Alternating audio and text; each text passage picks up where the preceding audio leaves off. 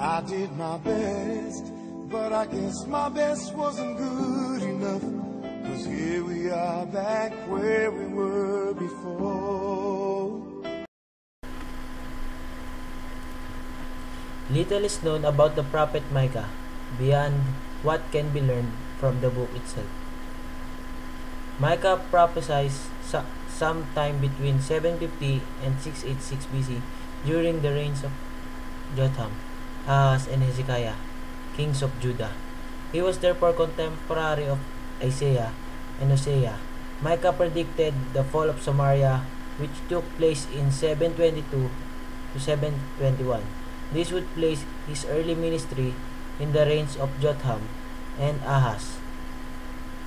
Micah's message reflects social conditions prior to the religious reforms under Hezekiah. Micah's ministry most likely fell within the period of 735 to 700.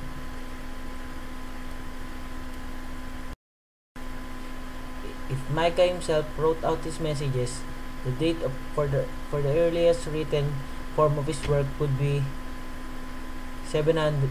Would be c. 700.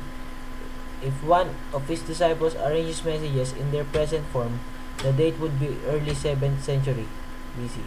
If the early editor collected arranged messages, the date would still be early enough 7th century to allow time for his prophecy of Jerusalem's fall to become familiar enough to be quoted.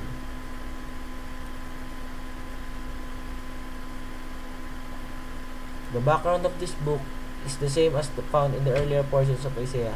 Though Micah does not exhibit the same knowledge of Jerusalem's political life as Isaiah does, perhaps this is because he, like Amos, was from the village of Judah. Relevant biblical texts covering this period are 2 Kings 15:32 to 20:21 and 2 Chronicles 27 to 32.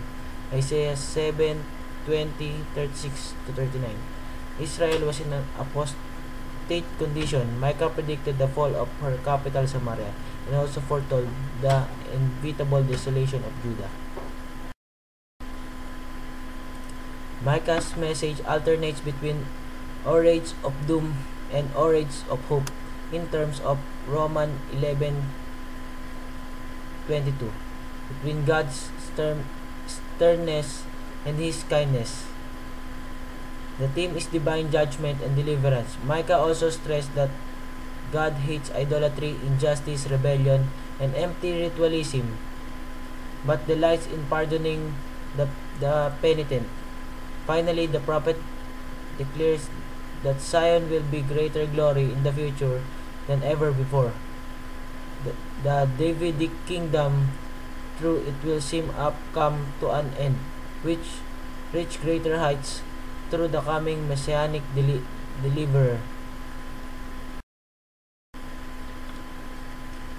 First cycle: judgment and restoration of Israel and Judah. Judgment on Israel and Judah. The predicted destruction.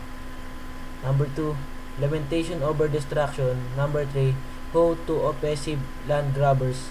Number 4, condemnation of wealthy wicked and their false prophets. Restoration of remnant. Second cycle, indictment of Judah leaders, but the future hope for God's people.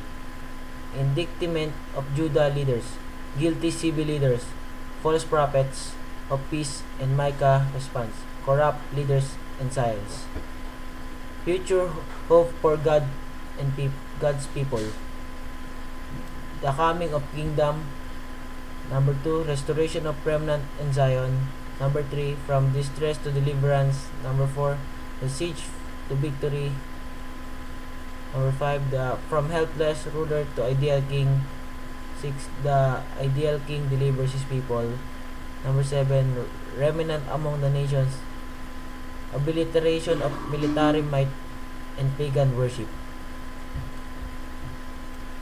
The third cycle, God changes against his people and the ultimate triumph of his kingdom. God charges against his people, a divine covenant lawsuit. Further charges and descendants, a lamnet over a descendant society, the ultimate triumph of God's kingdom, an expression of trust, a promise of restoration, a prayer, the Lord's answer and the response, a hymn of praise. Micah of Moresheth receives the word of the Lord. Samaria and Jerusalem will be judged for their idolatry and misuse of power.